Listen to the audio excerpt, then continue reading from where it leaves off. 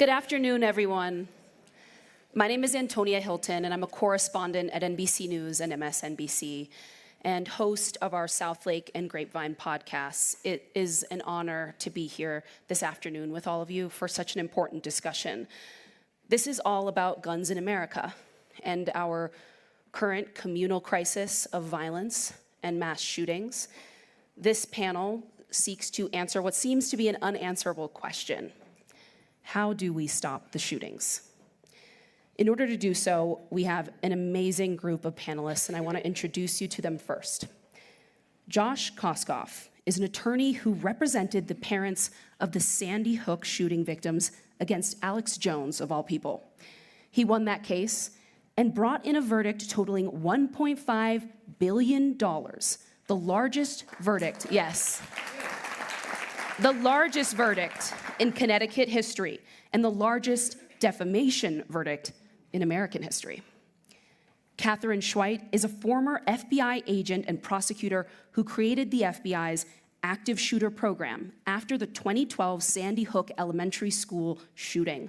She is an activist and author of Stop the Killing and How to Talk About Guns with Anyone. And finally, Manuel Oliver is the co-founder of Change the Ref and the head of global outreach and artistic advisor for Global Action on Gun Violence. He lost his son in the tragic mass shooting at Marjorie Stoneman Douglas High School in Parkland, Florida. He has turned to art to call for social change, and we're actually going to do something a little unusual. We're going to begin with a performance from his play, Guac.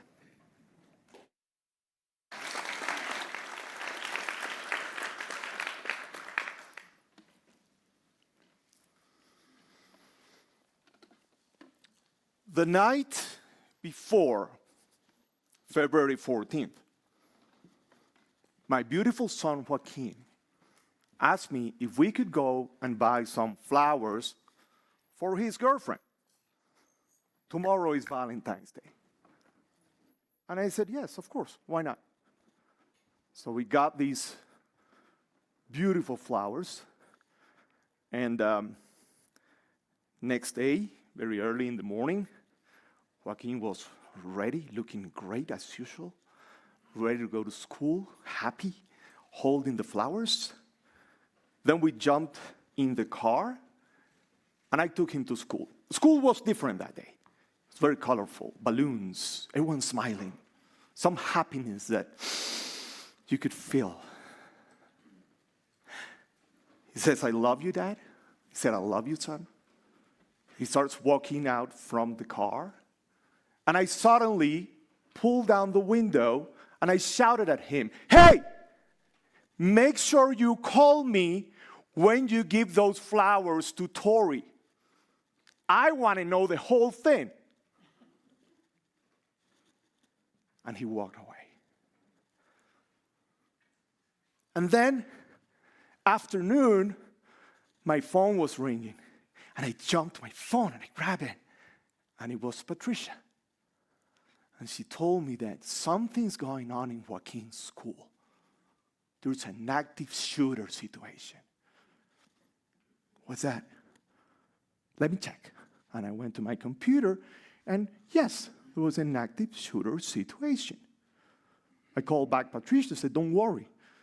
I'm going to call Joaquin. And then I started calling Joaquin, and he didn't answer his phone. So I was hoping that he dropped his phone, and it could happen. So I called back Patricia, listen, everything's going to be fine. I'm going to drive to the school. I'm going to keep on calling Joaquin, so don't panic. But I was anxious and with a lot of panic. I'm driving, and I started calling Joaquin's friends. And guess what? They did answer the phone. And they told me, Manny, don't worry. He must be on the other side of the school. Everything's going to be fine. And now I'm hoping that he's on the other side of the school. And then I meet Patricia, and we're both together, finally. It's been hours. And then we start looking for Joaquin in local clinics. We went there because I was hoping that Joaquin was injured, but not bad. But no one under that name went to any of these places. And then finally, we were told, follow the protocol. Go to the Encounter Center. And the Encounter Center is something that we made. It's this huge place where families go and kids will arrive and families will find their kids and they will hug each other, and it's like the rebirth of a family.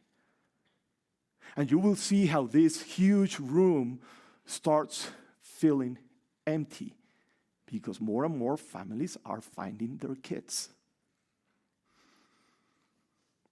And there's only a few of us. At this point, they gave us blankets, pizza, water, like if it was a natural disaster, when we all know this is the most unnatural disaster ever. I don't want pizza or water. I want my son. But we are very good with the aftermath of the shootings. We know how to put the pizza and the water together, but we don't know how to prevent the shooting. And we're in this room, and there's a sheriff making sure that everyone is safe. A little late, in my opinion. So I see him standing there, very powerful, tall sheriff height dude, with, his weapons and shields and stuff. And I approached him. I said, where the fuck is my son? Where the fuck is my son? And I want to know now. And everyone was quiet behind me. And when you're quiet, people don't listen to your demands. Sometimes you have to be loud and clear and scream out what you want. And I think it worked. A few minutes later, a parade of law enforcement came into the room. A lady was leading the line. And they walked to where we were. And I remember the lady's voice asking us, are you the Olivers? We said, yes. Can you please follow us? I said, fuck. Sure. And now, this is 10 hours after we arrived to this place. And you know that you're not going to any happy place. Actually, it's the opposite of the big room. It's a very tiny, small room. And the lady asked me, us, the whole family, please sit down. I said, no, I'm not going to sit down. Say whatever you need to say. And this is, my friends, the moment. The moment that cuts you in half. When the lady said, we identified Joaquin Oliver as one of the victims. I'm sorry for your loss. Oh, it's like a knife cutting you in half. And whatever that thing that you used to call life is, it's not there anymore. It has to turn into something different. You don't know. You don't know what's going to happen. I remember me falling down and started hitting the floor. Why? Why? I remember the smell of the carpet of that place.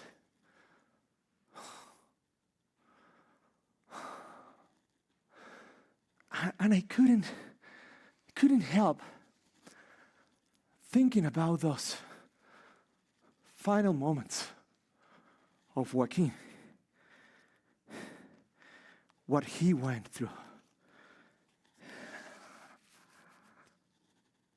Was he running away from the shooter, trying to hide behind a chair or a desk, or trying to find that safe corner that we created? Or was he reached by the shooter and bang! Shot once and bang! Twice and bang!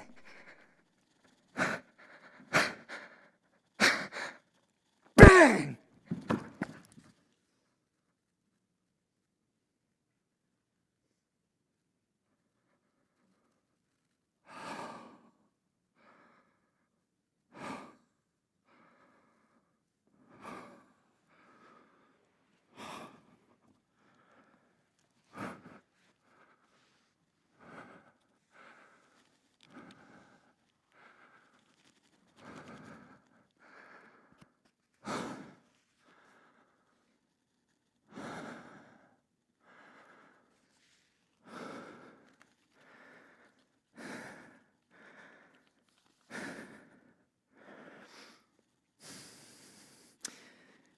why did this happen to you?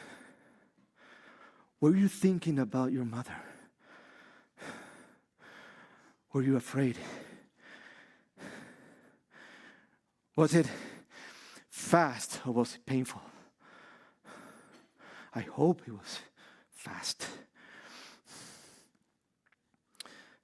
Did you think it was a drill?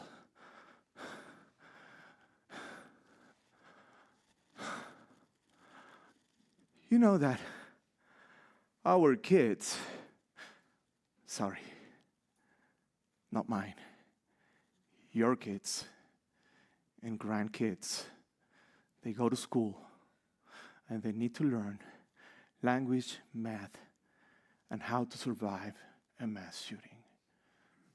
They need to learn how to hide and stay quiet. Shh.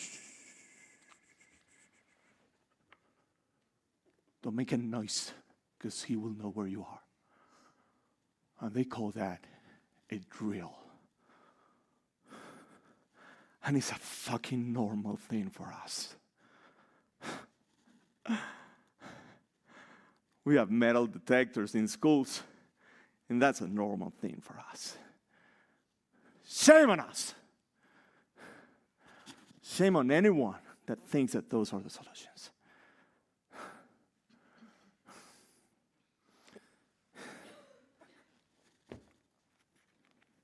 That day,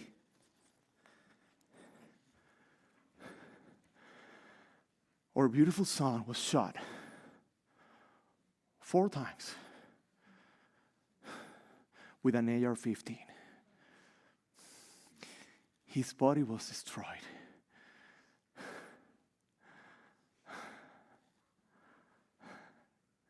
But not before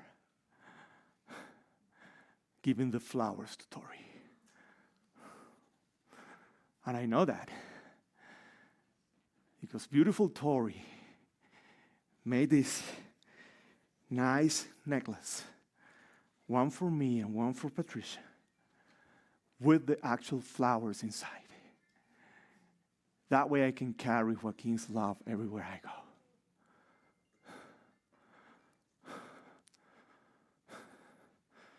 Hope evolves. I was hoping that he dropped his phone. I was hoping that he was on the other side of a school. I was hoping that he was injured, but not bad. And you know what I hope today? That it was fast and not painful. That's what happened on February 14th in 2018.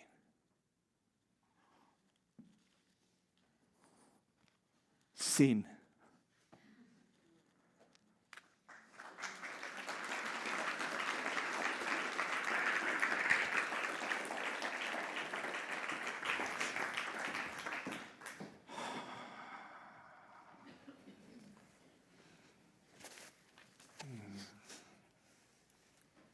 Manuel, thank you. I hope I'm not the only person who's a little. Let me try to gather my thoughts for you. Mm-hmm. The first is thank you, because I cannot imagine the bravery that it takes to pull together the pain that you and your family feel, mm-hmm. and to turn it into something that you gift to others. So thank you for that. My pleasure. Before we begin this conversation, can you tell us a little bit more about Joaquin?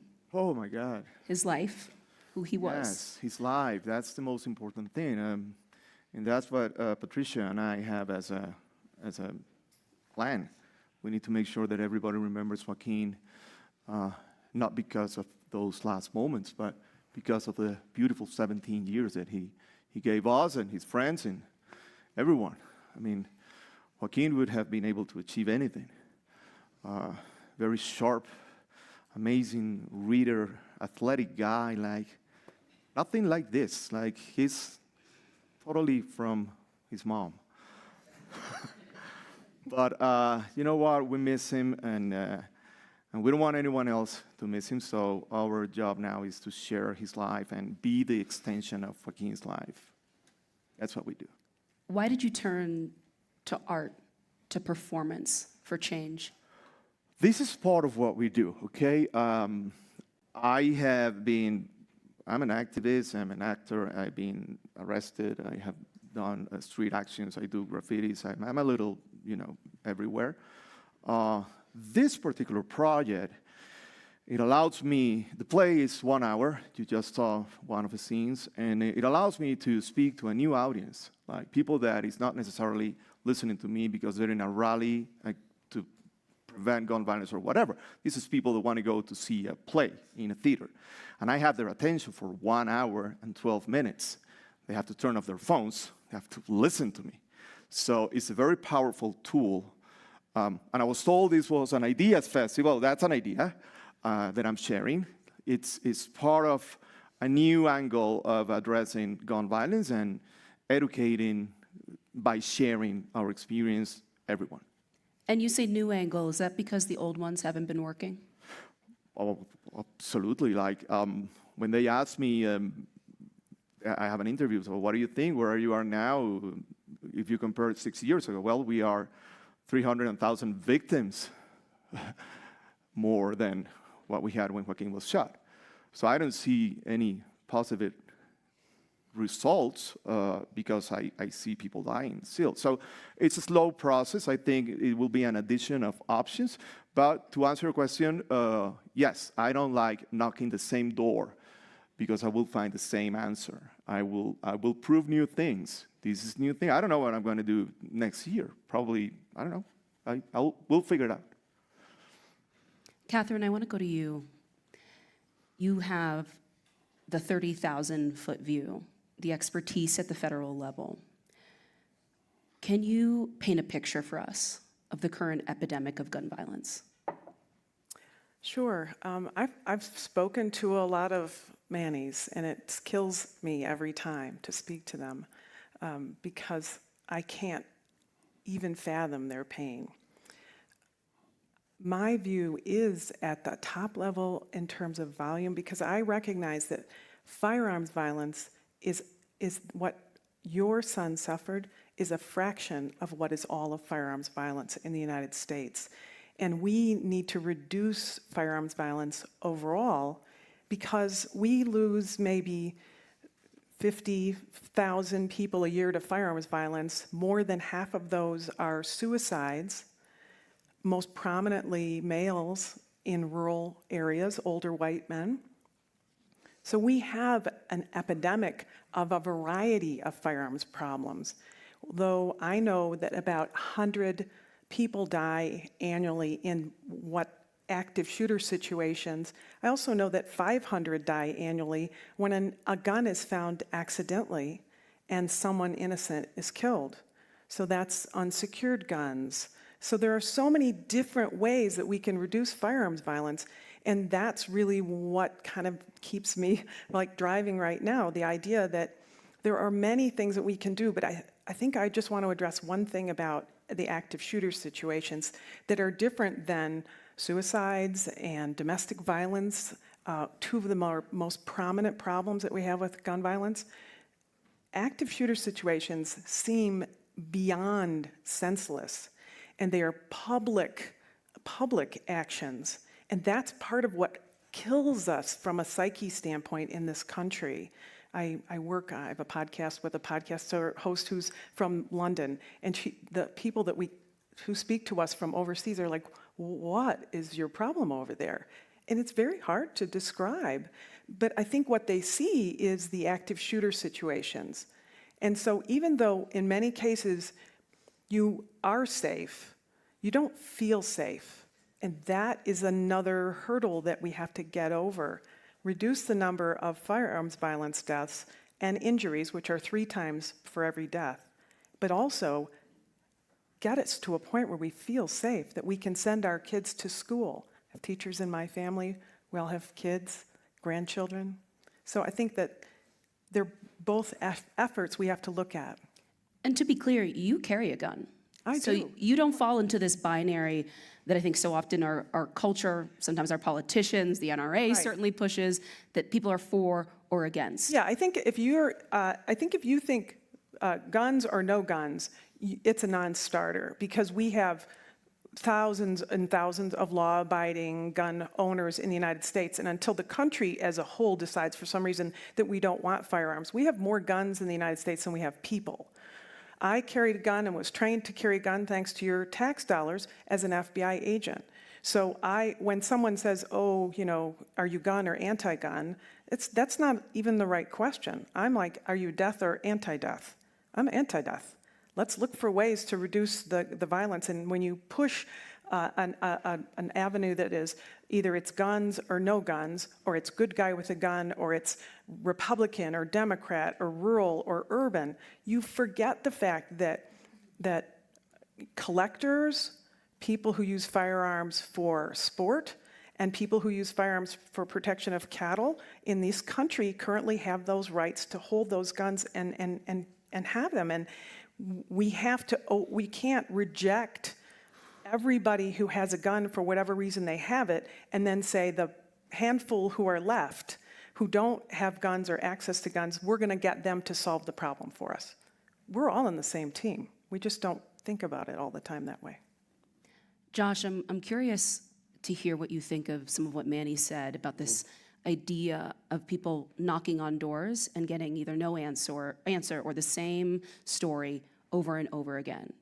You've taken an interesting approach through the courts. You took on Alex Jones. The man is about to have to liquidate all of his assets, thanks to you.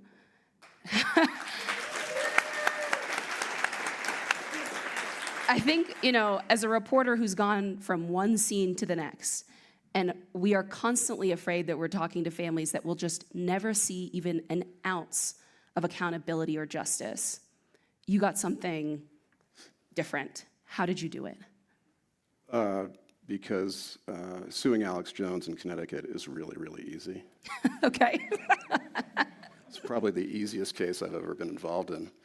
But you can say a lot of things about Alex Jones, but you can't say that he marketed an AR-15. You can't say that he profited from AR-15 sales. You can't say that he targeted youth to sell a new weapon to so that they could take out and solve their adolescent struggles.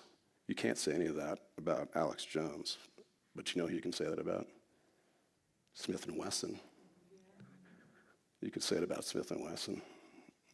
Smith & Wesson was the weapon that the shooter used in Parkland.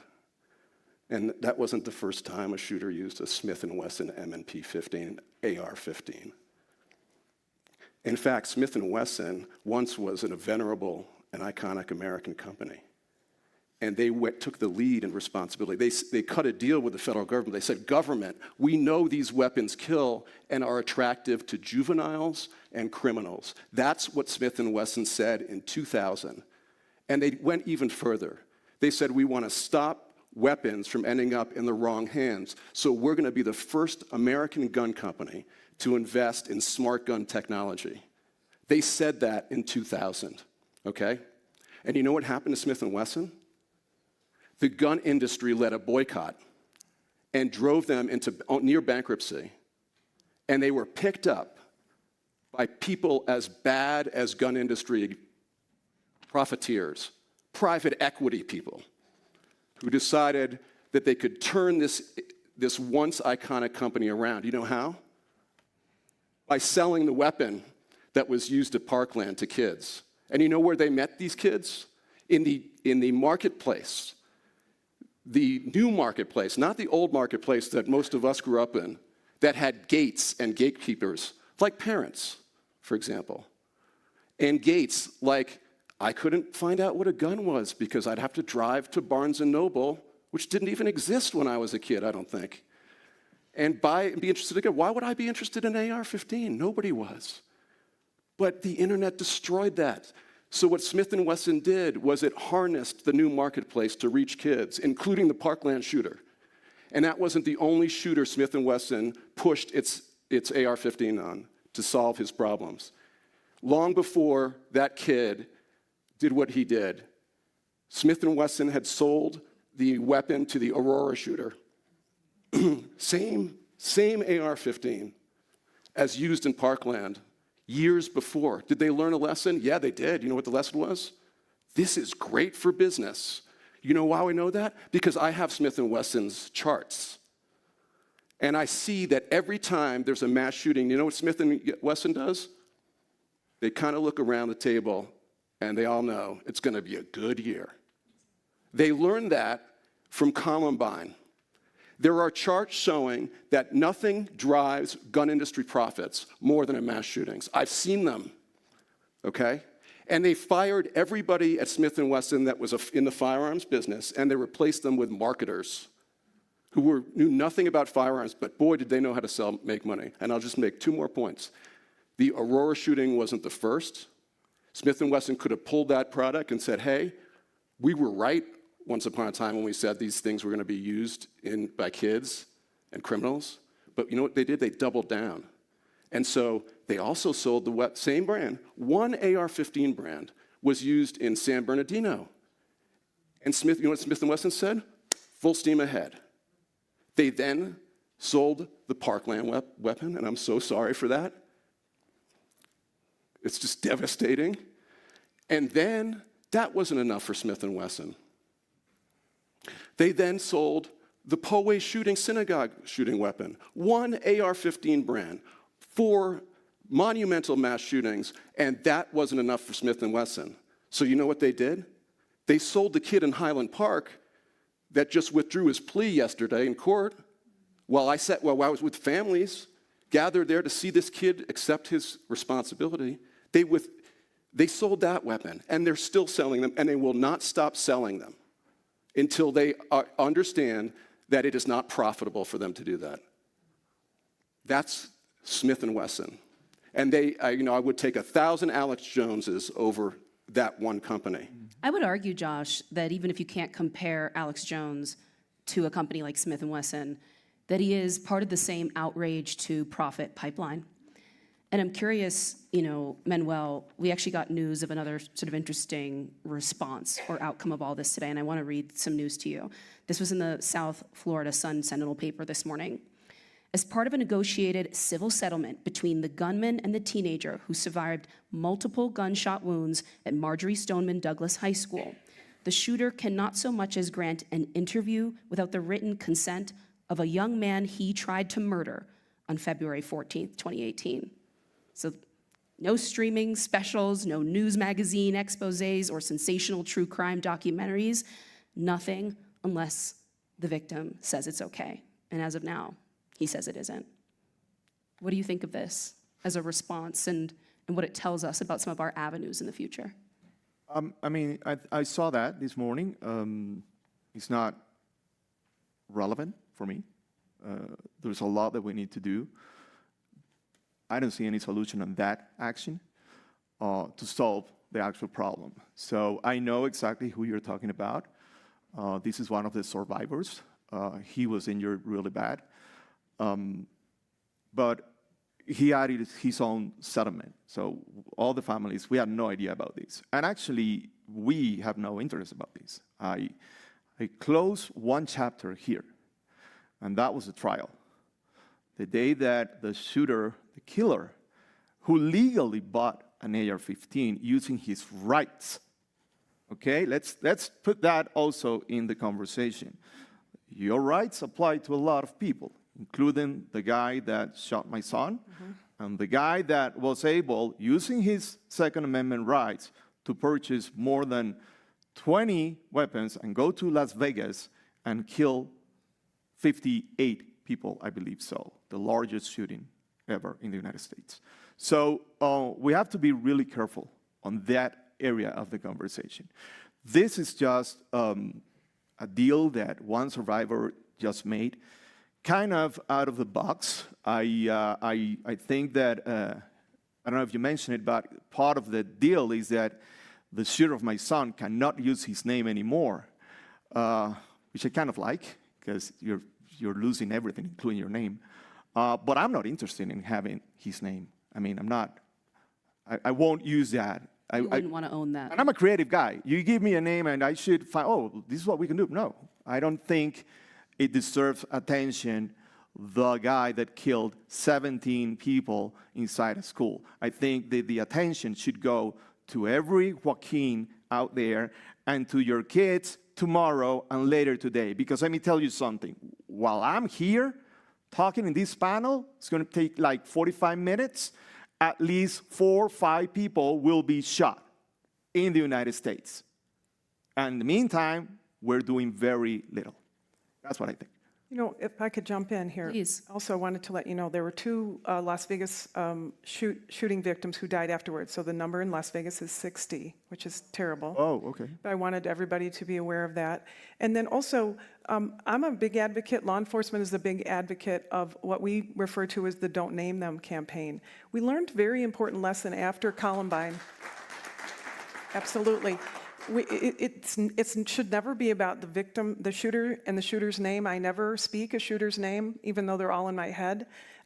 We learned an important lesson after Columbine High School because it was the time and the day of made-for-TV movies and television specials and things like that, and books that were written, and they were all about the shooters and not about the victims, not about the families, not about the community that had to recover. And what happened and what we've seen since then is not just in the United States, but internationally, the shooters from Columbine High School, their names have become idolized, and they're etched into stocks of guns that are used in these types of shootings and things like that, not just here, but overseas.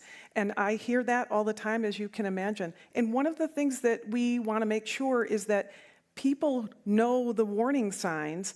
If you know somebody who's talking about a shooter, they're thinking about doing a shooting. I'm just telling you that, as doing this for 25 years.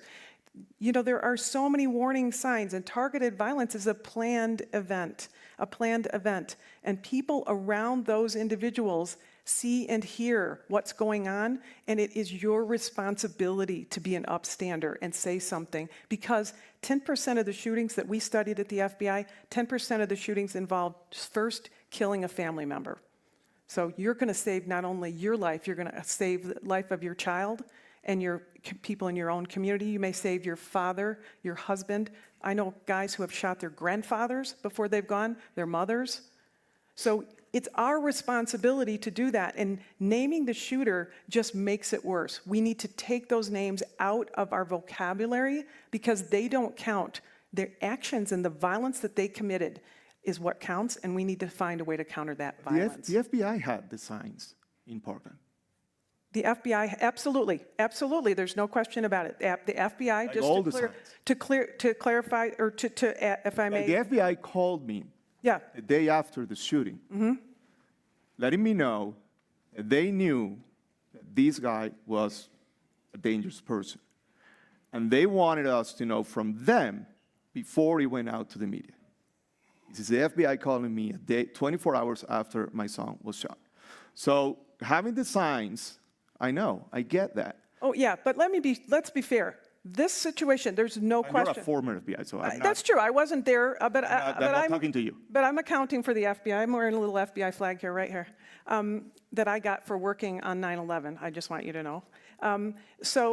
But absolutely, what happened, just for the audience, briefly, if I may, is that there was an individual who called and talked incessantly in trying to get somebody to understand that this shooter was going to shoot up Parkland.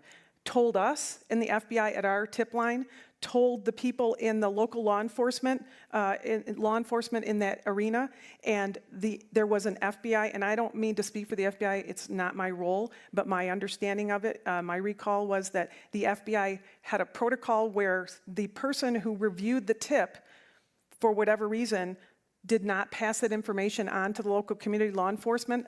And I believe that the answer that was given at the time, although the Bureau made a public statement, was that the person had been told that the local police already knew it, and that was an error. The FBI changed their protocol after that and acknowledged that it doesn't matter if the person calling said that we know local law enforcement knows. It doesn't matter. You get on the phone and call. The FBI changed their entire protocol for their entire tip line to ensure that there's always another supervisor reviewing it. But you know what? That gets us away from, I think, the bigger picture. So I didn't mean to 100%, hijack that. 100%. I don't mean to hijack that. I'm not after the FBI, I'm after the gun manufacturers. I've never been creating any activations in front of the FBI headquarters. So Oh, yeah. I'm planning to do that. No, Josh, I saw you take a deep breath over there a moment ago. I'm trying to keep it cool. You don't have to keep it cool. This is not a lost keep my it mind cool there for- discussion. Yeah, well, I just get a little antsy when we talk about things like the relying on the FBI to pick up a kid who's about to shoot a school. We lost. We're there. And, I mean, what just happened in Maine, that guy, everybody knew that guy was dangerous. It slipped through everybody. We have cases in Maine. And, or what about the Uvalde shooting and relying on the school shooting drill? Oh my God, you just brought that to life. Who said that this school shooting drill even is validated? You know what happened in the school shooting drill in Uvalde? The children were quiet. They were doing exactly what they were trained to do. All children in classrooms 111 and 112 where the shooting occurred were quiet, and they did their job. The teachers pretty much did their job.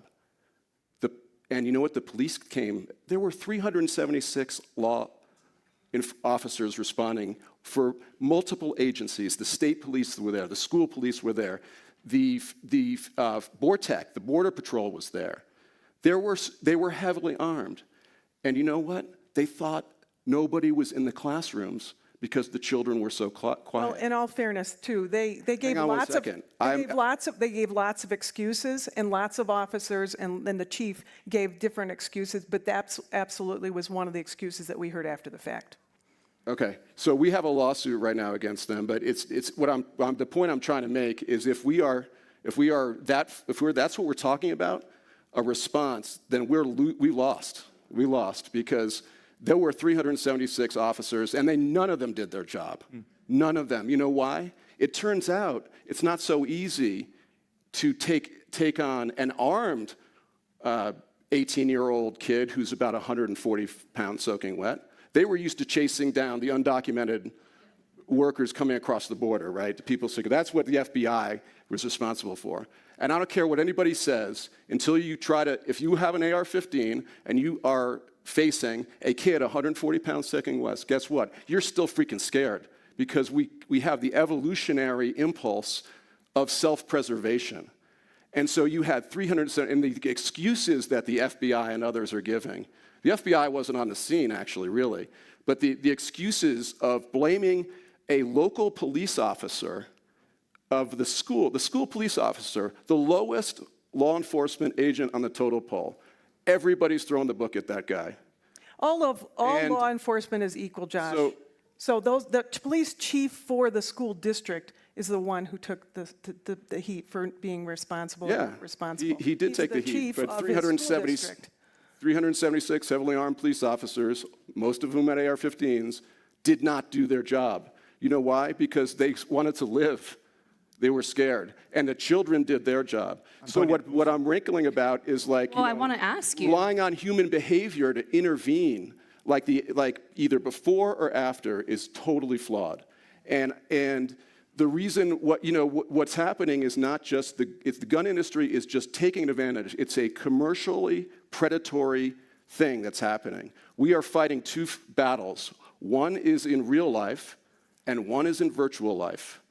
And we cannot protect our kids in the virtual life. We just can't, from commercial predators. And I put Instagram Meta in there that is working side by side with the gun industry. And I put the training people in there. These are commercial predators. There are barbarians at the gate. But if we have found all the dead ends, the people who we can't put our trust in, where do we address this culture that has so glorified these weapons, that has made them so easily available? Where do we go? Well, that's exactly the problem. Like, this debate won't happen in any other nation. Like, there's no need to discuss it's the FBI or the teacher or the shooter or the Second Amendment in France. Like, they just don't have this problem. Right, right. So what makes a big difference? And I want to make sure that we all understand this, and it's not a disagree or agree thing, it's a fact. They don't have access to guns like we have. That's it. So no, we blame it on the video games. I remember a lot of representatives blaming it on the video games and the movies and Hollywood. And don't you think Tarantino is showing his movies in France and in Tokyo and Sydney? Yeah, of course. And then you watch Scarface in Paris, but you don't have access to an AR-15 once you watch the movie. And you can walk on the streets of London and drink a beer. You can actually be drunk, but you don't have access to weapons. That is the big difference. So protecting the right to carry a gun, it's becoming, in my head, absurd if we are losing lives. It's just not a valid argument anymore. The American youth knows it, and they are going to make sure that their future will be different. We will provide tools to make that happen. But it's not okay. It's not cool. It's like the tobacco industry 40 years ago. Now it's not cool. Right. The gun industry, in a few years, won't be cool anymore, thanks to people like you. Catherine, you've talked publicly and critiqued Hollywood and the representation of these weapons in film. I have to say, I agree. I mean, these films are everywhere. GTA, Red Dead Redemption, these are games played all over the world. That's why these companies have so much money. So does the industry really have to take accountability? I think they Here in the not United only States. do they need to take accountability, they believe they need to take accountability. I was last month in West Hollywood meeting with the Entertainment Industries Council about that because they feel that they have a responsibility, just like they took cigarettes out of the hands of stars on screen, small and big. They need to take AR-15 style weapons out of the hands of people, and they are working to make those changes now, to get creators to not make the guns the hero of the story. That's exactly how they phrase it, and they feel that they're part of the solution for us. And when you talk about what you were discussing, I completely agree with you about rights versus responsibilities. We always called it the right of a gun owner, because it's a constitutional right, and I appreciate that. The other countries call gun ownership a privilege, and the reason they do is because they don't have the same constitutional structure that we do. We all recognize that. We're all intelligent. They do something they're very practical in most of the other countries. They ask that if you want to purchase a gun, you must fill out a form and register and be interviewed and have your background check done. We do it the opposite way in the United States. We have a very minor background check that's done instantaneously, and then you walk out with the gun. And we don't ask them if they want to purchase a gun. We tell them you should purchase a gun to protect yourself from the other guy. Right. And guess what? The other guy was told the same thing. So now I need a gun because the other guy has a gun. You just said, do you carry your gun right now? I'm not carrying my gun right now. Do not shoot me. No, I'm not. I know. I'm just. No, I'm not. Because, in part, because I respect that law enforcement's job is to try to, to the protection. And if something occurred here, which I worry about all the time, I can't go to anything without thinking that in my head every moment. Jane Fonda's talking yesterday in the tent, and I'm looking for shooters on the side. It is my life now because I'm so committed to this, and I can't abandon it. But when I do carry, even if I don't carry, I was in law enforcement in an ununiformed sense. If I pull out a weapon, am I a good guy or a bad guy? Who knows? And I know cases where people who carried guns and thought they were going to go in and solve the problem were shot by someone. Right, and because their I don't want them. the gun from the guy that is protecting me or the gun from the guy that is shooting me. I don't want any gun in here. Right. No. And I shouldn't be afraid of who's carrying a gun. Now I'm starting to be concerned. I'm about to think that all of you are concerned. Right? So we reached that moment where I was saying it, we need to protect ourselves. So we don't trust each other. Right. We don't trust each other. try We to don't know protect our ourselves neighbor. by Have there always been having a gun. small Don't need wins, that. though? And this is really for any of you, though, Josh, I'm especially Sorry, I interested didn't in your answer to this. No, don't worry. We're good. The Supreme Court just ruled domestic abusers can't have guns. Well, sort of, but yeah. Good one. Right, Limitations on if there's a warrant, if there's a restraining order. right. Yay. But Chief Justice Roberts Jr. said there are limitations on the Second Amendment. That was probably the most important language that came out of that decision. And it was an 8-1 decision. Josh or Manuel, do either of you feel relief when you hear news like that? Well, I heard that one 24 hours after I heard that the same Supreme Court allowed the bump stocks to be back in the market. So, I mean, the only call that President Trump, during his presidential gap, decided to do to move forward. He really banned those things from the market. And now they're back. The same Supreme Court. So I think they play that game like, we're going to do one thing so you're happy, and then 2 steps back and 1 step forward. That's why there's a debate tonight. We're all going to see what's going to happen. Let me tell you something. Patricia and me, regardless of what happens here in the next 6 months, we're going to be fighting against whoever is in the White House, whoever is in Congress, whoever is in the Supreme Court, to protect the lives of the American citizens from gun violence.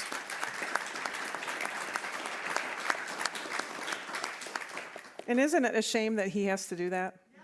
He didn't sign up for this. It is. I don't want to do this. But I have to. We have only a few moments left, and I want to try to give one audience member at least a chance to ask you all a question.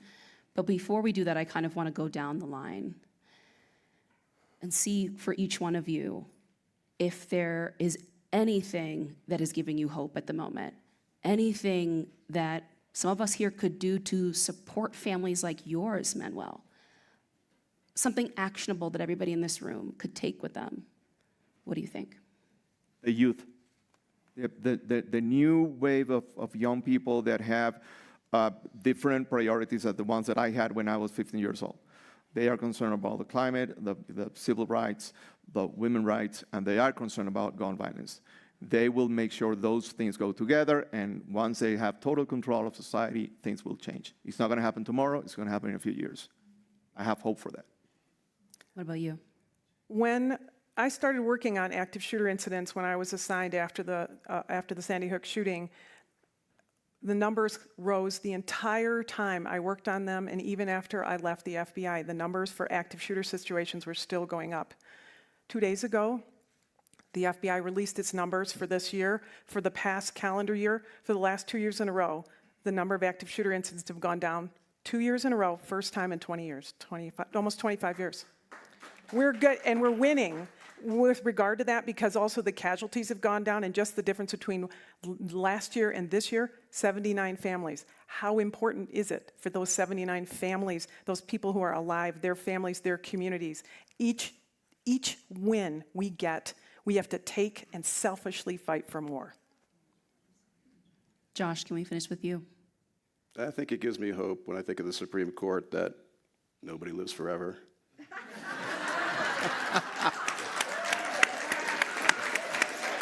Thank you very much, folks. I'm out of here. Tina, please. Someone's coming right behind you. Well, you've got me so exercised about Smith & Wesson, Josh. Good, you're an influential person. Totally exercised. Where are we now with it? And I mean, given how powerful social media can be, I mean, we've seen how, you know, a trans person appears in a beer ad and social media can, like, take their sales down. What kind of activity could happen to sort of really impact the commercial life of Smith & Wesson? Well, I think awareness like this about what's going on behind our backs as parents, and also it is. I agree with Manuel that the next generation is they're ass kickers. I mean, I would like to see. I don't know how to make a TikTok or anybody. I'm up to like 100 followers on my Facebook. It was a big moment for me. But I'm not going to influence anybody. I don't have the reach. But if we could get it out there and people understood. And what's happening, I don't want to be one of those people who just blame social media for everything, because I think it's an accelerant of problems we've always had. But what is happening is these online courtships, and they're really, these commercial predators like the gun industry, several members, not all of them, but they go to where the children are, right? And that's how they meet the kids, and they court them. It's really chilling to learn what I learned about the Uvalde case, where there was a courtship made between the Uvalde shooter when he was 17 with Daniel Defense, a small company in Georgia, and they finally got what they wanted out of him when he was 18 and 23 minutes. He gave them his credit card. So that means that they had been working on it for years. So an awareness, an engagement, a boycott. Like, I was hopeful that somebody would start an Instagram boycott and say, you can make it so that nobody can put a photo of an AR-15 on your site. Instagram says we don't advertise, we don't allow gun companies to advertise. Bullshit. Yeah, I mean, that's exactly what they do. They may not charge for it, but they definitely allow them to advertise, and we all have seen some of those ads to prove it. So I think the youth and the power of the numbers are a way to get it. Look, the gun industry's not going to change. They're just not going to. Counting on the gun industry to have self-reflection is about as stupid as counting on the Supreme Court to do something sensible. Okay, there goes my free speech. Or Congress, for example. I mean, you were in Congress, I'm sure, before, and you probably gave up, I hope, because it would talk about throwing brick at a wall. And so I think the energy of youth and pressure on these enablers like Meta, like Activision, and I'm not a Hollywood basher per se, but it certainly it wouldn't hurt for Hollywood to stop glorifying killing. The engagement between a viewer and a movie is just, I think, at a more attenuated than the engagement of a direct relationship with an online predator or with a first-person shooter game, for that matter. But sure, that should change. Thank you all so much. I have to say, I feel invigorated, but I am also worried about the amount of pressure we are putting on this upcoming generation, the amount of problems that we are asking them alone to solve. We've reached the end of our time in the session here. I think there are people who might try to grab all three of you as you try to make your way out of the door. But I have to thank you all. You have been so engaged with this group. I am just blown away by this panel and your depth of knowledge, the heart, Manuel, that you bring to this work, the sacrifice. You don't owe us anything, and it's a gift that you still show up every day. It's for you. Thank you. I can't thank you enough, all of you. Thank you. Thank you. Thank you. Thank you all for being here.